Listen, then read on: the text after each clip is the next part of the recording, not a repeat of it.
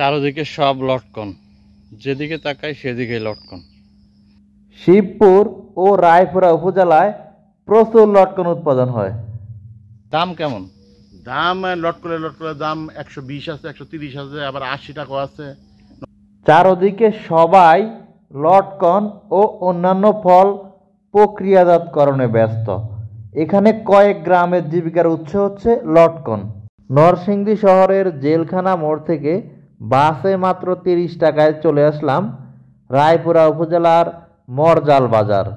এই বাজারে সবাই লটকন সহ হরেক রকমের ফল প্রক্রিয়াজাতকরণে ব্যস্ত। তো লটকন বাগান দেখতে হলে আমাদেরকে এই মরজাল বাজার থেকে অন্তত ভিতরের দিকে কিছু দূর যেতে হবে। তা আমি 10 টাকা দিয়ে অটোতে চলে আসলাম রাজা গ্রাম। এখান থেকেই লটকন বাগানগুলো শুরু।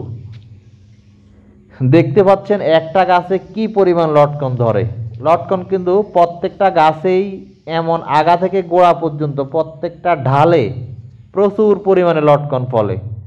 অত্র অঞ্চলে বেশিরভাগ মানুষের জীবিকার প্রধান উৎস হচ্ছে লটকন। বিশেষ করে বিগত কয়েক বছর যাবৎ লটকন বেশ জনপ্রিয়তা পেয়েছে। বেশিরভাগ বাগানেই কোনো মালিক না থাকলেও এখানে একজন মালিকের দেখা পেলাম। ভাইয়ের নাম কি যেন? আমার নাম কাউসার আহমেদ বাবু। এটা আপনার না? ইয়া। এখানে কতটুকু আছে মোট? আমার পুরো আপনার 30 একর জায়গা আছে। সব কি লটকন? সব লটকন। আচ্ছা আচ্ছা। আমরা লটকন দিয়ে ভাই চলি, আমরা অন্য কিছু কাজ না। পেশাই এটা? হ্যাঁ, পেশা এটা। কয় মাস থাকে এটা? এটা আমরা 3 মাস। আচ্ছা আচ্ছা। এই চাহিদা ছিল না। আচ্ছা, ইতিমধ্যে চাহিদা বাড়ছে না? হ্যাঁ, ইতিমধ্যে চাহিদা বাড়ছে। আজকে আমার 15 বছর যাবত। এমনি এখানে দাম কেমন? দাম লটকলের দাম 120 আছে, 130 আছে, আবার 80 টাকা আছে, 90 টাকা আছে। এটা লটকলের সৌন্দর্য লগেল কথা। আচ্ছা আচ্ছা। আমি যেহেতু ট্রাভেলার, খুচরা 2-1 কেজি কিনতে চেয়েছিলাম, তবে তিনি খুচরা বিক্রি করবেন না, যেহেতু বাগান মালিক পাইকারি বিক্রি করেন। কিন্তু আমাকে অনেকগুলা ফ্রিতে দিয়ে দিলেন, জোর করেই নিতে চাই নাই, তবুও দিয়ে দিলেন। এখানে গ্রামের পর গ্রাম লটকন বাগান, যেই দিকে তাকান সেই দিকেই লটকন বাগান। বাংলাদেশের সব লটকন এখান থেকেই সাপ্লাই হয়ে থাকে। তবে লটকনটা আমার কাছে সুস্বাদু ফল বলে মনে হয়নি। বাগানে মাঝে মাঝে কাঁঠাল বা অন্যান্য ফল গাছও দেখা যায়।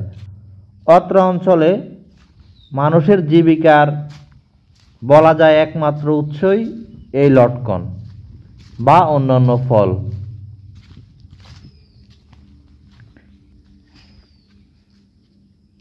চারদিকে সব লটকন, যেদিকে তাকাই সেদিকে লটকন।